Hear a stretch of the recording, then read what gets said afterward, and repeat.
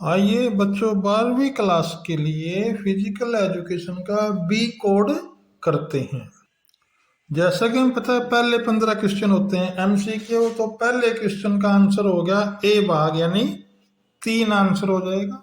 दूसरे भाग का ए भाग आंसर हो जाएगा। तीसरे क्वेश्चन का आंसर हो जाएगा ग भार। चौथे भाग का क्वेश्चन हो जाएगा 1988 सी भाग। पांचवें भाग का आंसर हो जाएगा बी आइसोटोनिक। छठे भाग का आंसर हो जाएगा सी पैनक्रियाज। सातवें भाग में आ जाएगा लचीलापन या लचक। आठवें खाली स्थान में आ जाएगा त्वरण का नियम। नौवें भाग में आ जाएगा जैव यांत्रिकी। 10वें क्वेश्चन का आंसर हो जाएगा स्वीडन। 11वें भाग का क्वेश्चन हो जाएगा 1924। 12वें में हो जाएगा भाई त्वरण विधि तथा फेस विधि। 13वें में आ जाएगा ए भाग यानी ए भाग सही है। 14वें क्वेश्चन में आ जाएगा सी भाग आंसर ठीक है स। 15वें क्वेश्चन में आ जाएगा द भाग सही है यानी डी पार्ट। क्वेश्चन नंबर 16 है अभी प्राथमिक चिकित्सा पर नोट लिखिए। इंपॉर्टेंट क्वेश्चन है। फ्लेमिंग संतुलन परीक्षण के उद्देश्य तथा विधि लिखिए। इंपॉर्टेंट अभी फार्ट लेक शब्द का क्या अर्थ है? फार्ट लेक परीक्षण विधि का विकास किसने किया? या विभिन्न खेल प्रशिक्षण चक्रों का नाम लिखिए। 18वां क्वेश्चन ये पढ़ लेते हैं अभी। महिला खिलाड़ी कितने हैं? ये बहुत बार आ चुका है। लक्ष्य निर्धारण पर संक्षिप्त नोट लिखिए। पैरालिम्पिक्स खेलों पर एक नोट लिखिए।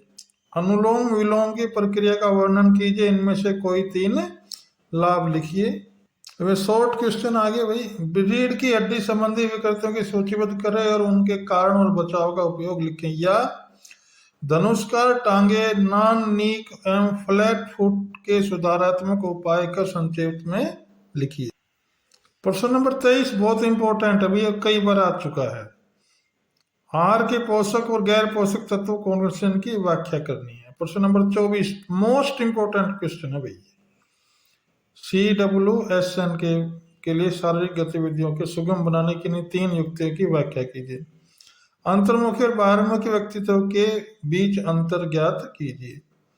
लाभ और विपरीत संकेतों के साथ वज्रासन की प्रक्रिया का वर्णन करना है। विभिन्न समितियों और उनकी जिम्मेदारियों के बारे में लिखिए। सेक्शन डी आ गया भी लॉन्ग क्वेश्चन। सर्किट प्रशिक्षण क्या है? खेलों में इसका क्या महत्व? ये बड़ा क्वेश्चन है, हमने इसका आंसर लिखना है बड़े रूप से। इसके यह भाग में आ रखा है न्यूटन के गति के नियमों का उदाहरण सहित वर्णन कीजिए। प्रश्न 29 नॉकआउट आधार पर 21 टीमों के लिए फिक्स स्केच तैयार कीजिए। जैसे हमने पहले वाले में किया था, पहले क्वेश्चन पेपर पहले 1 में।